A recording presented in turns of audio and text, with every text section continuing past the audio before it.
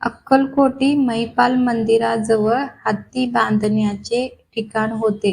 त्या ठिकाणी जवाहर नावाचा एक माजलेला हत्ती बांधित होते. तो लोकांना त्रास देत असे, कोणाला जवळ येऊ देत नसे.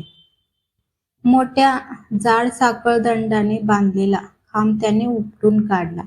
नंतर मागच्या साखळ्या काढण्यासाठी त्याने बरेच प्रयत्न केले.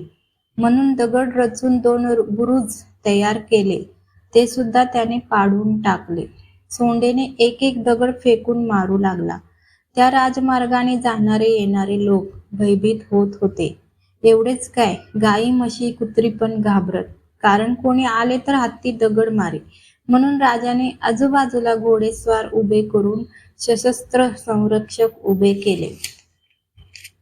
हे ऐकल्यावर श्री दत्तात्रय अवधूत सेवेकरी लोकांबरोबर त्या रस्त्याने आले. बऱ्याच जणांनी त्यांना तेथे न जाण्यास सांगितले, तो दगड मारतो म्हणून. परंतु श्री स्वामी समर्थ त्या मत हत्तीसमोर कमरेवर हात ठेवून उभे राहिले आणि शिव्या देऊ लागले. मूर्खा, माजलास काय? कारण नसताना लोकांना मारतोस आणि त्रास देतोस का रे? ओळख विसरलास? पूर्वीचे आठवत नाही का? हे ऐकून माजलेला हत्ती भानावर आला. शरण येऊन गुडघे टेकून जमिनीवर गडस्थळ डोके ठेवले आणि त्याचे डोळे अश्रूने भरून आले. कंठ दाटून आला. एकसारखा नमस्कार करू लागला.